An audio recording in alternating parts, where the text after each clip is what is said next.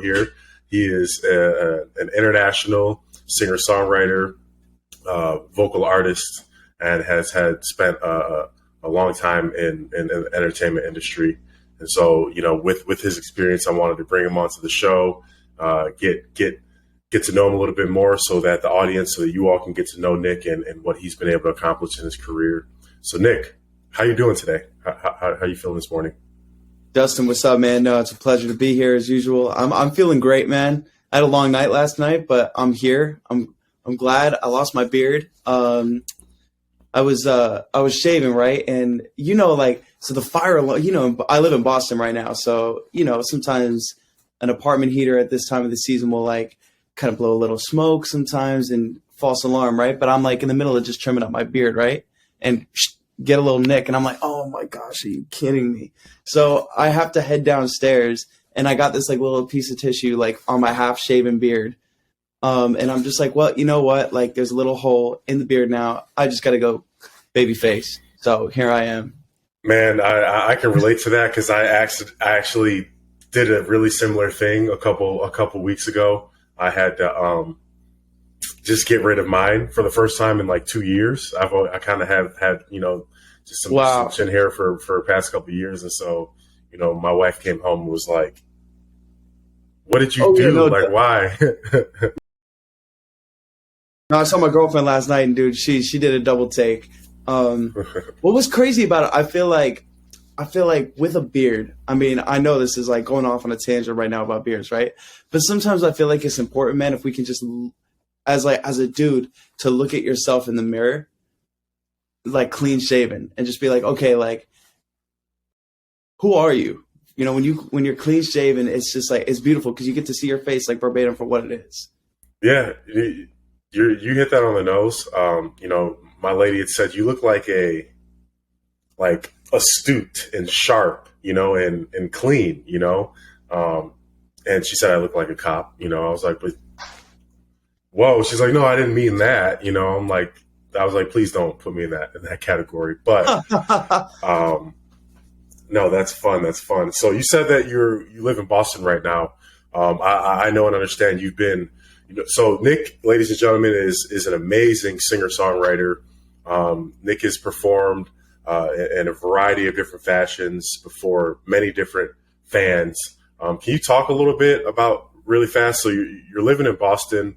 I know you're based out of Atlanta when it comes to the music as well. Can you tell me where are you? What's next for Nick? Where you've come from, so far, but where are you headed next? And can you kind of speak to where you've come from to kind of be in Boston right now, and what's next for you? Yeah, sure. No, most definitely. Well, I would say my career trajectory has been extremely interesting.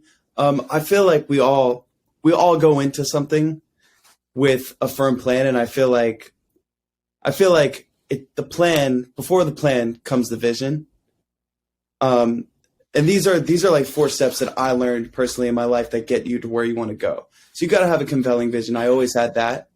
For me, my vision was I just wanted to write good songs and have good conversations and start good conversations through those songs and through my voice. And I always felt like my voice was that beacon to pretty much get the songs that I write across, if that makes sense. So the vision started there, and the journey that I've been on has been crazy, and something that is so surprising and so beautiful, because we go in, I think, with a fixed idea of what we want, right? And that's beautiful. It all starts with having an idea of what you want. But what's so cool about it is it's evolved over these past few years. So, it started with me. I think I told you about this when we first met. I was mentored by Phil Collins, and Phil Collins kind of taught me how to write songs, and I got. So how long ago was that? Did you Can we 2016? We're going way back.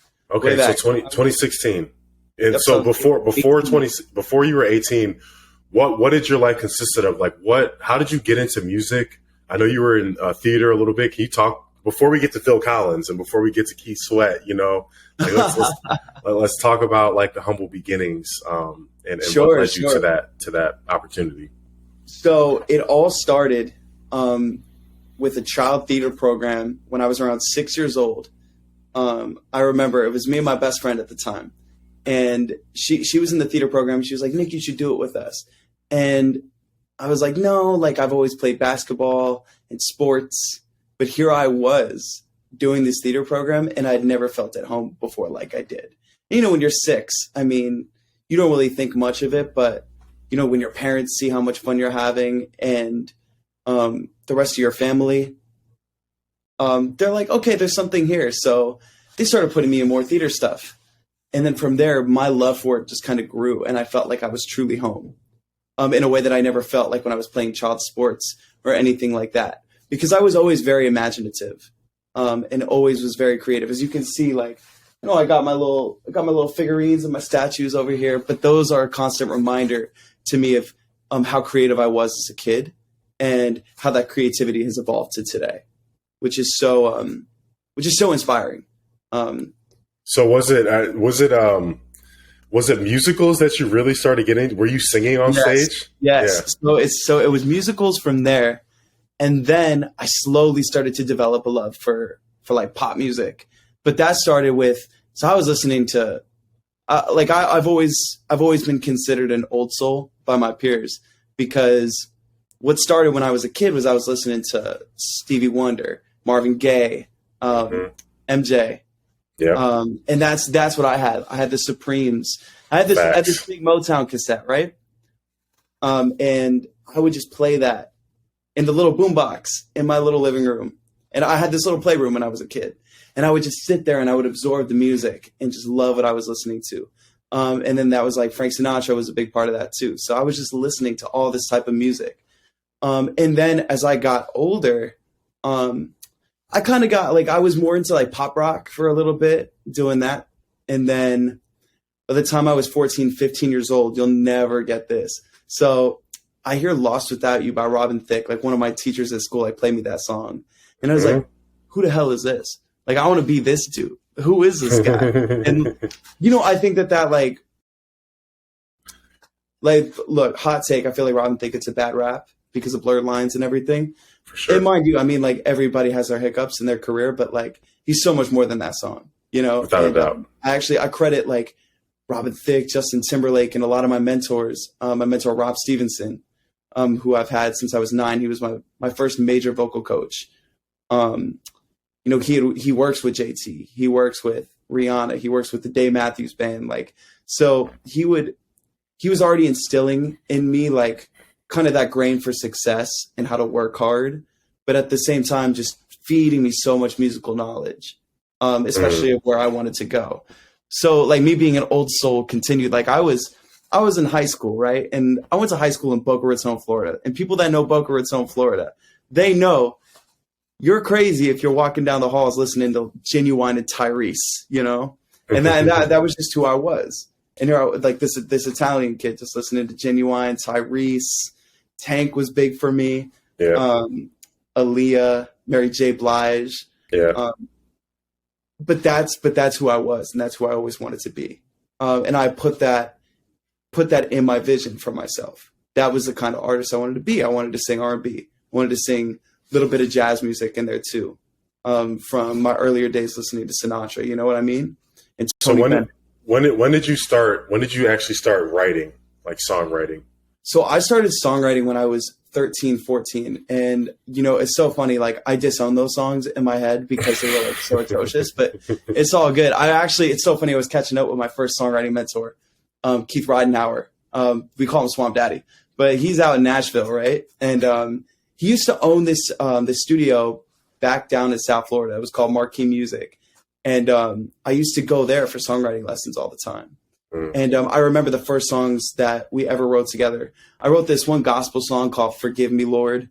I wrote this song called Bouncing Off the Walls, which you will never hear, by the way. That is like never. Man.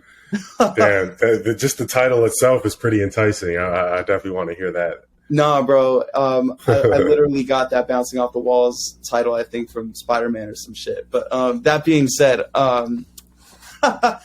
like it's so fun to just like go back and see where you started, especially, you know, to the songwriter I feel like I am today. I still got so much to learn, and I'm constantly trying to get better at my craft. But sometimes you just got to appreciate where you came from. And, a lot of people, I feel like in today's generation, they expect a lot of instant gratification with a lot of things. But you got to go back and you got to see how far you come, because for sure, everybody who is successful, it took them, quite a few years to get where they were. Without a doubt. And even if people see the overnight success, that overnight success was months and years of planning, executing, failing, and getting back up again, bouncing back. So in that sense, that was me as a songwriter. For every 2 or 3 good songs I had, there were 6 that are just never going to see the light of day, which is totally fine. And I feel like once you accept that and you keep that ball rolling for yourself, you get in this miraculous groove. For sure. So, that leads me to getting mentored by Phil. Exactly. That's literally what my next question. So 13, 14, you started singer-songwriting. Like, how did that opportunity present itself? Like, how did you bridge that gap? You were writing songs for a couple of years. What was it? Were you at a session with your mentor and he introduced you? Like, how did that connection happen? Yeah. So I submitted a tape for Phil's foundation called the Little Dreams Foundation. And the relationship pretty much started from there. So I submitted a tape. He loved what he saw. It was really cool. I got to sing at this big gala concert. And I ended up becoming really close at the time with his son. And then that kind of turned into a mentorship from there. Dude, I learned so much. Phil. What were some of your biggest takeaways from Phil Collins? My biggest takeaways, Phil Collins told me I sounded like Prince, which is pretty cool. Snap! That was pretty boss. Snap! So I credit Phil with getting me into like my Prince phase, and as you see, I got Prince right up there. One of my biggest heroes because of Phil. Without a doubt. So I appreciate Phil doing that for me, and also he just taught me how important like song structure is. And what about it? What about song structure is for me? Like I look at writing songs as like it's a way of channeling. Not only are you channeling your emotions in your own story, but you're channeling people's emotions and what they go through too. And that's how the relatability comes into it, if you will. And for me as a songwriter, I always just want to be relatable. I want to show you how I'm feeling, and I want to show you that what you're feeling, you are not alone in. If that how do you connect that aspect of channeling, that essence within the songs to then actually implementing the structure that really serves? Well, that's when you're a scientist of some sorts, right? And I always look at it as you're a scientist or you're a code breaker, and you're trying to crack a code. And I learned that I learned that from Bruno Mars. So would you say that like your song structures actually change given maybe the mood who I'm collaborating with? Yeah, right. Okay. But at the end of the day, there's always a motif I make sure on one of those songs that gets the point across. For sure. If that makes sense. Right. So it's so crazy, man. I mean, like I said, I've always had a love for R&B and jazz. Like that's where I live. But when I was working with Phil, I was writing pop rock, when me and his son, we started a band together, we were doing like pop rock. And that was interesting for me because I had veered into music that I never had listened to. But I'd always looked at myself as, or I'd always taken something seriously. Like if I was going to approach a genre of music, I was going to immerse myself in it. So when I immersed myself in rock for a little bit, dude, I was listening to, singers like Robert Plant, Roger Daltrey, from The Who. Who else was I listening to at that time? Freddie Mercury was probably the biggest one. So like those 3 singers were kind of like helping me find a new identity for this style of music. But ultimately you find where you want to be, and like, okay, I don't want to be here forever. So from there, I mean, the way the universe works is it like heeds your call. So whatever you will to happen, the universe will throw things at you. One of the biggest things I ever heard was, everything happens for you, not to you. Amen. So that's when the opportunity to go to Berkeley, came. Okay. So that's where I went next, and never forget. Like I said, Phil said, you better fucking go to college. I'm telling you that, and that was big for me because Phil Collins. Like when somebody like Phil tells you that, he gives you that green light and he tells you it's okay. So Right. that's a big decision I had to make, but that's what brought me up to Boston. And oh my gosh, boy, did I have a good time at Berkeley. Okay. And that's where I got back into my own solo work with everything I had learned up to that point. And with that first solo project, me and the producer I was collaborating with at the time, we delved so far into like new jack swing music and early 90s R&B. Yeah. In late 80s R&B. So that we immersed ourselves in that. Right. And we created this project, and it's my first EP. I'm not very prolific when it comes to releasing my own music. I like to take my time, and I like whatever I put out to be the most accurate representation of who I am at that point. For sure. So Shortstop did super well. It did better than what I had ever anticipated. Here was I. When did you come out with Shortstop? 2018. 2018. Okay. Yep. And it's still on all platforms? It's still on all platforms. Okay. Yep. You can go. So, okay. Well, 5 years. Go and listen to Young Nick. Yeah. Okay. Yeah, exactly. So 5 years later, and the growth that you've experienced over these past 5 years, have you released a project since? Oh, bro, let's get into that. Okay. So for me, what was so interesting, like Shortstop was pretty groundbreaking to me because it was the first time that I was like, you know what, I can make a project of mine happen for myself. And that project got me in so many doors behind the scenes. But I just felt like there was something missing from all of it in terms of like my why. Why was I doing music? For me, was it to blow up? Was it to exactly? Was it because I truly loved it anymore? And for me, it was like I got to step away for a little bit. I had a couple setbacks here and there. I'll keep that personal, but it really got me saying, why do I do music? And I felt like a lot of people were coming around the woodworks and just being like, yo, what's up, man? Like, we see you're doing amazing. Keep it up. And these are people that used to make fun of me in high school, for listening to Genuine and Tyrese, right.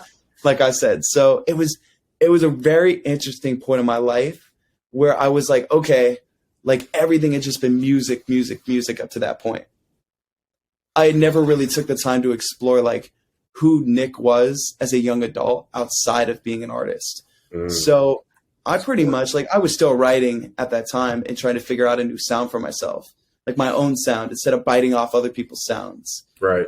And that was quite an innovative time because, especially during the quarantine, because that's when I got hooked up with the current producer I work with now, Warley Morris. Okay. And Warley did "You Are" for Charlie Wilson. He did "Southside" for Lloyd and Ashanti.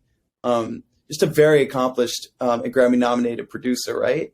And through my mentor Rob, Warley just kind of fell in my lap, and we started this beautiful working relationship where I look at him as an uncle now, and working with him and working with his partner Tracy Hale. And Tracy, she wrote "What's My Name" for Rihanna. Mm-hmm. She did Case the X for Maya.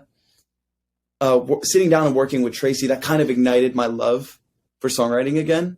And going back, this was 2 years ago, right? So I put out a single that we had done together, and I was kind of making a little like mini comeback, if you will.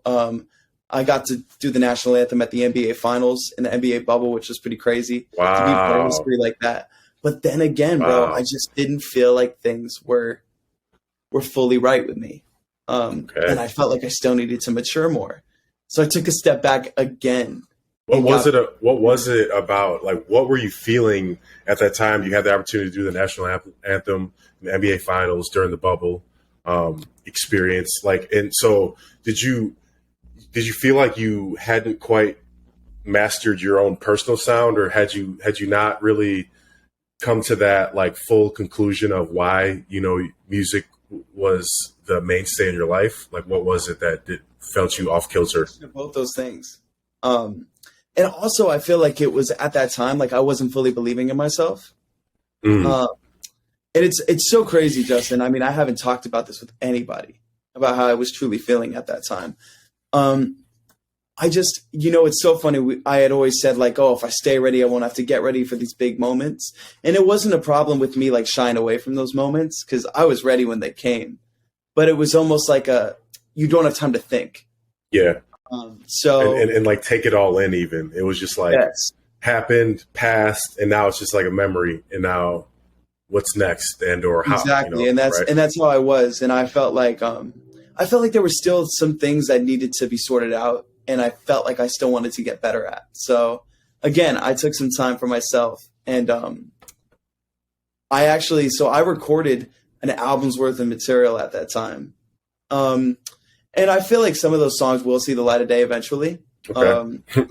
But like I said, bro, I'm a perfectionist, and I want everything I put out to be all fill. What is? I'm trying to think. I used to have this saying when I was younger. Oh, all thriller, no filler.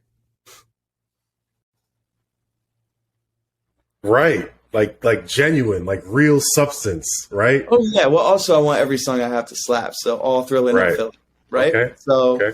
So that was very important for me. But now I feel like all of that work though behind the scenes got me to even better places. Because here I was. I'm a big fan of anime ever since I was a kid. I was exposed to Dragon Ball Z by my cousins at a very young age. Naruto because my friends would watch Naruto, right? Right. I got my boys from Naruto right there, and I got my boy from DBZ right there. There he is. What's up? Come on. There he is. Yeah. Right. But that being said, that was pretty cool last year, getting a chance to be a part of a big anime film in the soundtrack. Oh, wow. And that was so self-fulfilling for me because it's like, I always feel like your life comes full circle in a lot of ways. For sure. From your childhood and everything. So for me to be a part of the Jujutsu Kaisen Zero soundtrack, and I have the pamphlet up there in the background too from the Japanese premiere.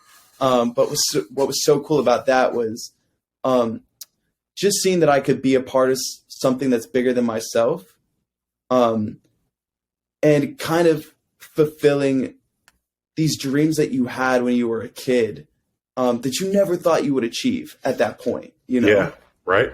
In the movie, I think it grossed like over $250 million at the box office, some crazy number like that. It's one of the most successful anime films in the United States. Okay. And it's cool. Like the soundtrack got critical acclaim, and the song I was a part of was the theme song for the movie. So it's just, it was really beautiful to be a part of that. And it's so magical looking back on it. And then during that time, I get back with Warley in the studio after writing God knows how many songs. I mean, I'm sitting at my part-time job doing sales with Nike, right, at the time. Like I said, bro, I really took the time to figure out what I wanted to do next, how to find myself. And I get this melody in my head, and I gotta record that melody. So, like, here am I, like, I'm supposed to be working the fitting room, right? Nope, I lock myself in the dressing room, and I just come up with this song. And I took that song down to Atlanta to record with Warley, and it was that song and two others that were done. And he was like, you know what? Keith Sweat is my boy. So I'm going to take these songs to Keith Sweat and see what he thinks. And I'm like, okay, like thinking nothing of it, just being like, hey, like a simple, like, this kid is good. Tell him to keep going would have sufficed. You know what I mean? And I would have really appreciated that. 2 weeks later, I'm on a 3-way call with Warley and Keith. And Keith's like, hey, baby, what's up? Real nice to meet you. Yeah, no. I'm gonna have you come down to Atlanta, work with me. And I'm like, okay, let's do it. So the more open you are to things, like what was crazy is I'm like, oh my God, like working with somebody that I used to listen to in high school. And I was looked at as like crazy for it. Right. But you never know how your dreams are gonna come true. All you have to do is just keep searching and keep going. So I get down to Atlanta, And I feel like I'm at home, honestly. It was a phenomenal experience, that first trip. Then I remember I fly back up to Boston. I'm doing my thing at Nike. I'm crashing weddings on the weekends and singing at them, and that was my grind for a little bit. But then all of a sudden I get called back down to Atlanta. And we start work on that music video. That's coming out soon. We're just trying to find the right time to put all of that out. Right. Okay. But it feels good, bro, because I feel like I'm back on track in a lot of ways, in ways that I never thought that I would be on track, if that makes sense. And it's so amazing to have a mentor now in Keith Sweat, somebody that I used to really listen to and really study, Truly. And for him to acknowledge that I'm keeping authentic R&B alive, is pretty amazing. So wow, that is a hell of a story, and I can tell just from hearing that backstory to where you are right now that you still are really just getting started with your career in music, and I'm definitely excited to see like the music video, what's next for you. There's something that you had mentioned, and I definitely want to empathize with you. It's I had the opportunity. I've been on a handful of television shows. Back in 2016, I was on Empire. 2017, I was on Chicago Fire, both front and center roles. And it was crazy when I was on Empire in 2016, that the night after my episode premiered, my twin brother got married. And so we were all like up there in the Detroit area for the the wedding, the pre-wedding party, the day before and everything like that. And actually it was the night before that. It was the night before everyone got to the wedding, And so when we got there, everyone was coming up to me as like, just, oh my goodness, like, wow, we saw you, last night. And it was really interesting because at that moment, I think I was at one of the, if not around that time, within those few months, I was literally at the darkest place in my life. I just, isn't that crazy? Yeah, it was insane, and it just didn't add up to me, like it was, the experience had happened. I was, got to work with Terrence, had a great time on set. That was really dope. 2 months later, it takes about 2 months. You film, about 2 months later, the episode actually comes out. Yeah. Right. And so in those 2 months, how I spiraled down was just insane, and so I kept a smile on my face. I tried my best. And one of the day of the wedding and, actually the ceremony and, the after party, and then that next morning when we were leaving, I had felt like a happiness that I felt like I hadn't felt in a long time. And I was just super proud of my brother. And, it has been a journey for me, since then, which in a really good, strong, healthy mental, emotional place now and have been. But it was a similar journey of like really self-discovery, and that like 6 months later, I was on Chicago Fire for another front and center role. And, just like you had said, once I started, when I got represented here in Chicago, like those were some of my goals to check off my checklist. Like, let me at least get on the Chicago shows. And it had all happened so fast that like, it was already behind me, and, I almost couldn't. I did, the experiences were amazing and what came from it was amazing as well. And still the foundation that I have now today to still, I get my SAG checks, still residual income from just those 2 episodes alone, which is pretty insane. And, I just wanted to kind of stick on that point really fast of, there's a lot has to do with that discipline and belief in yourself. Yet still, I think there's a lot of belief in yourself, to still be in that situation and position, to have gotten to that point. Right. But I just want to point out that more times than not, and many times, you'd be surprised as to what else might be happening in your life all the while. From the outside in, it looks like you are, in a really, really great position, to everyone else in terms of your accomplishments and your success. But inside and internally, you might be dealing with things that you might not have ever experienced before as well.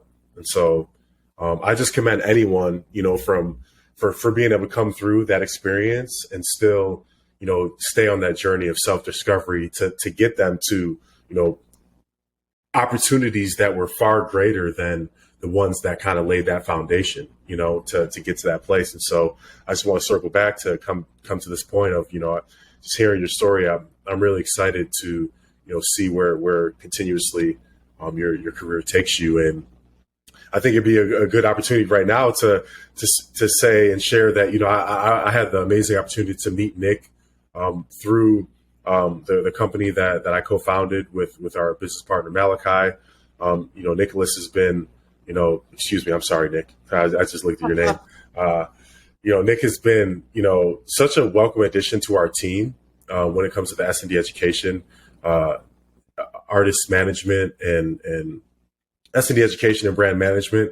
And so Nick has been amazing, in the relationships that we've been able to develop within S&D, the mission that we get to rock out together has been pretty cool, because little did I know before I started on that journey with the listening room with S&D that I was going to be able to interact and get to collaborate, not just interact, but collaborate with some of the most talented humans in the world, especially with the listening room as well. Producers, singer-songwriters, DJs, vocal artists, rappers. And so it's led me to, here with Nick, and I wanted to take that opportunity to now get Nick's story out, so that we can hear, all the amazing things that you've been able to accomplish. So Nick, do you mind just sharing what your experience with S&D has been like as of late, and maybe how that's added a little bit of oomph, and potential or inspiration, and how is it integrated into your current life as a singer-songwriter, and talent? Yeah, sure. So what was so interesting about going to transition from, working sales at Nike and singing at weddings every weekend to working now with a company like S&D is, I had felt like I'd gotten pretty stagnant in my roles with Nike and my roles. I like to call it crashing weddings. I'm Vince Vaughn. Not Owen Wilson, I think, but like in that sense. But what was so interesting was I need something that challenges me, that gets my hustle on. And working with S&D has really turned my hustle back up like 100 times again, because here I am reaching out and trying to develop relationships with people again. And that's what being an artist is all about. You're developing relationships constantly, right? So for me now, working with a company like S&D, working with you, working with Malachi, y'all are very driven. And that reminded me of how driven I am as a human being and what I want for myself. So one thing about working with S&D is it's really inspired my hustle again. So I appreciate that from you guys. So, I mean, I even see that in my songwriting, because if you don't have hustle in your life, and if you're going into life, and let's say like some people will like half-ass certain things, right? But then they'll give their all to something else. But little do they know that when they're giving like not 100% to something else, it's going to trickle into every aspect of their life. Right. And that creates like inconducive habits. But I look at it this way too, like, a lot of motivational speakers make businesses out of certain things like this. But at the bottom of it, and at the end of the day, we got to do it. I mean, look at the slogan, right?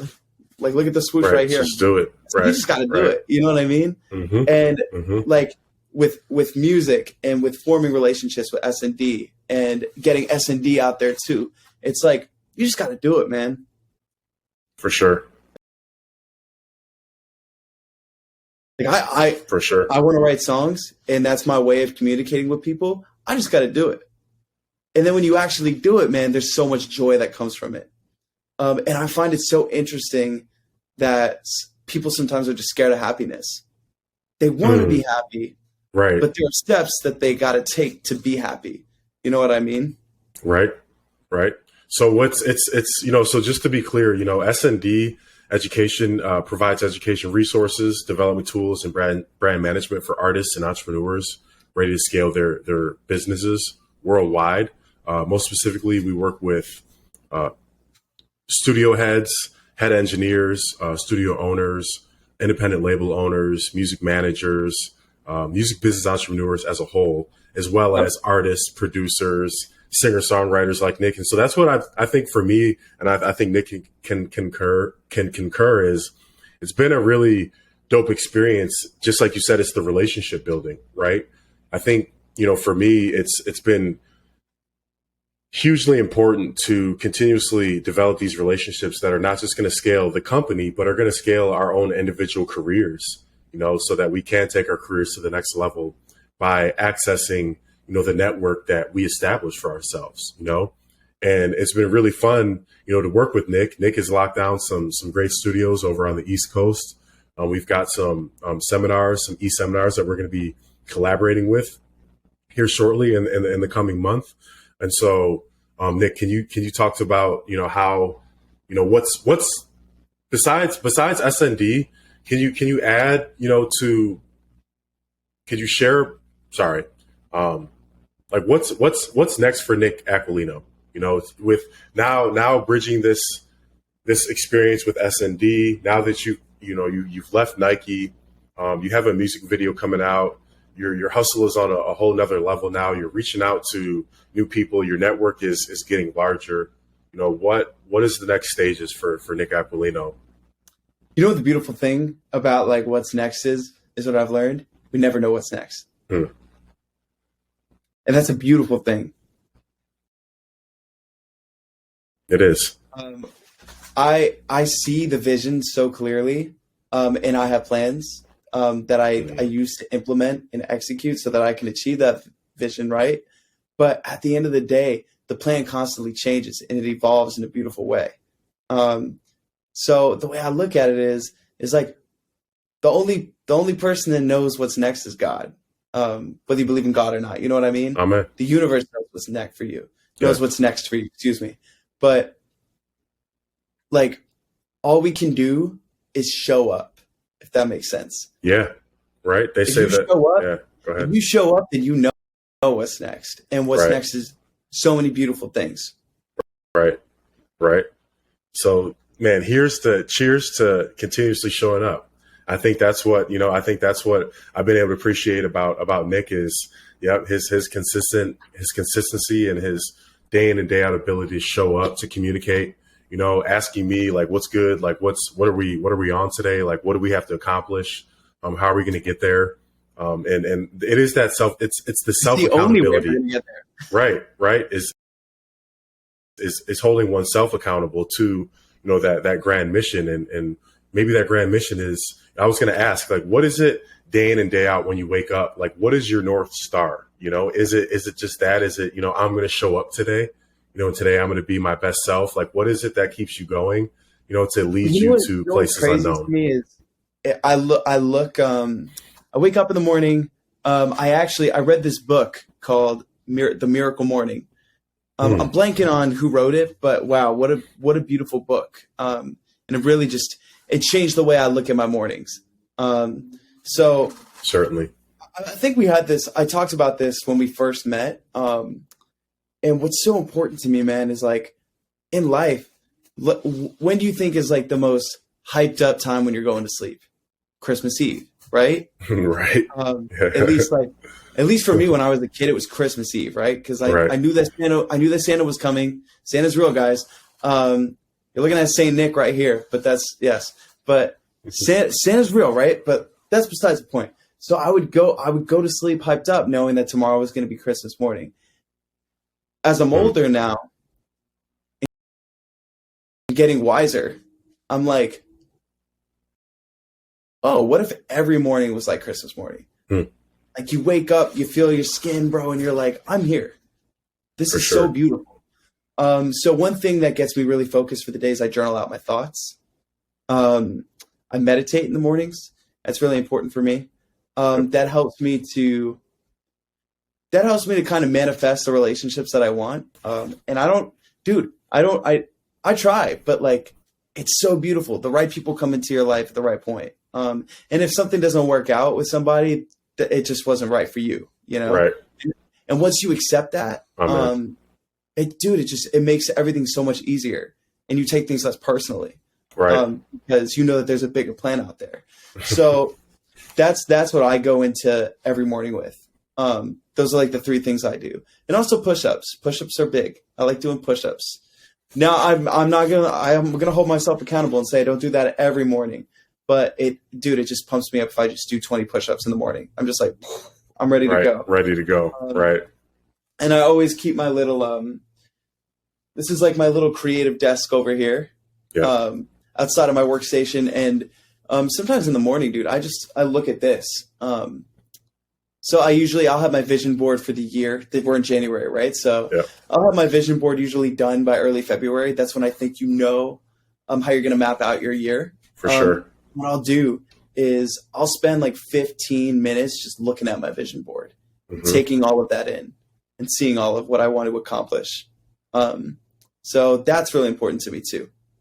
I really, really appreciate you sharing that aspect of your mornings. We did talk about it when we first connected, and that's something that I have no choice now. I mean, I'm up at 7 a.m. for when we meet. Right. 7 a.m., and that's Eastern time, ladies and gentlemen. So that'd be 4 a.m. Pacific. Sorry for all of our Pacificers, if that's a word, that have to wake up with us. But 6 a.m. Central time. Yeah, Pacificers, those West Coasters. I'm West Coast at heart. But no, that's something that I have always been about my mornings, and I like to steam out and really decompress. So I steam, I meditate, I stretch.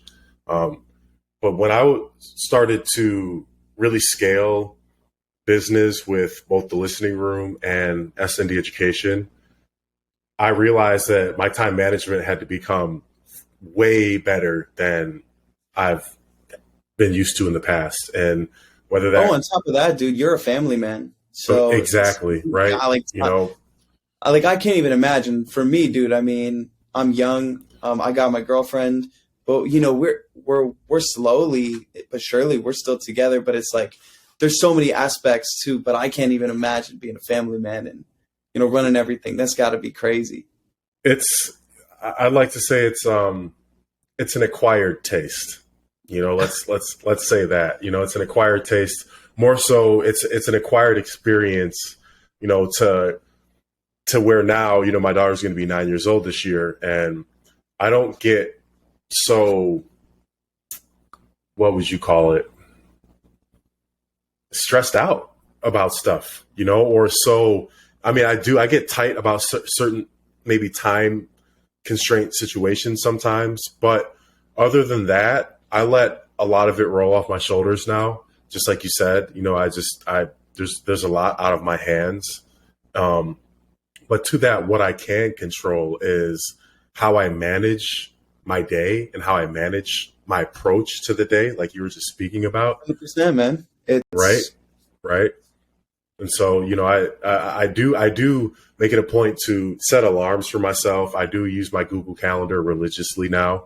How do you think I stay on task? I mean, working from home, man, it's right. What I like to do. I was having a conversation with my girlfriend about this the other day. She's like, how do you do it? Like, how do you focus if you work from home? And I'm like, it's simple. I just set timers for myself. Yeah. Like I'll be like, okay, I'm working for 2 hours straight on this subject. Grind that out. And then once the 2 hours is done, I'm going to take like 45 minutes to chill. Yep. Like watch some NBA highlights or something. Yeah, relax. And then right back at it. So it's that kind of mentality where for sure. you do it in increments, you won't fail. Without a doubt. You know who used to do that was, I mean, we're going back to the Renaissance times, but Leonardo da Vinci used to work in increments. Right. Now he was crazy because like he would wake up at 3, 4 a.m. and well, you kind of do that though. But Right. so you're crazy. But like, but what he would do is he would paint and then he would take like an incremental nap and then get back to it and do mathematics or whatever he was working on. Because that guy was just beyond our comprehension of genius. But that being said, like I really appreciate learning how to do that. Yeah. Now, mind you, I'm a guy. I need my 8 hours of sleep though. Like, right. Because I'm not very good at napping. I'm sure as my schedule continues to pick up, I'm going to have to learn how to nap a little bit. But you know what I did? Because I go through phases. You know, I'd say seasonal. Maybe there might be one season out the year, without a doubt. Maybe 1.5. You know, I give myself maybe 2.5 seasons strong to where I'm not napping, but there might be a 1.5 seasons out the year to where now what I've done so that I don't feel like I'm failing if I decide to take a nap for whatever reason, you know, or if I'm not doing what I'm supposed to be doing. I actually schedule in a siesta, you know, in the middle of my day, you know, about 12 p.m. to 2 p.m. You know, I schedule in that time. Now, granted, every day's different. Some days I still might work through. Some days I just ignore the alarm. I don't even think about it. I'm in a flow, so I don't want to stop the flow, and I keep working through, and I'm cool with that. But then the days that, you know, maybe 1 out of every 4 days, you know, or 5 days that I feel like at that moment where I feel like I have to keep working, but then my alarm goes off and it's like siesta, you know, for the next 2 hours. That is like the permission for myself that I've already programmed into where it's like, dude, this is break time.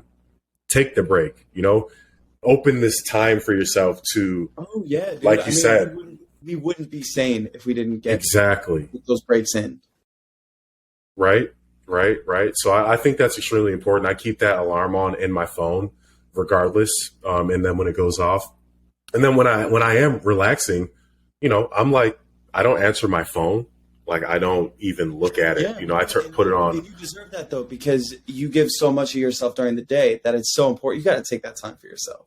Right. And usually for me, like I consider like I used to, you know, it's so funny. I used to really work on Saturdays when I was singing at the weddings. But now that I'm slowly transitioning out of that position, it's like, oh, I have my Saturdays back. So I've been kind of taking my Saturdays to chill and do things I love, like hopping on like a little pod with you know? Right. So like, that's so important. So yeah, my advice to that is like, you got to fulfill yourself because that's going to only make you want to work even harder once you get that time in and you feel satisfied with that. Without a doubt.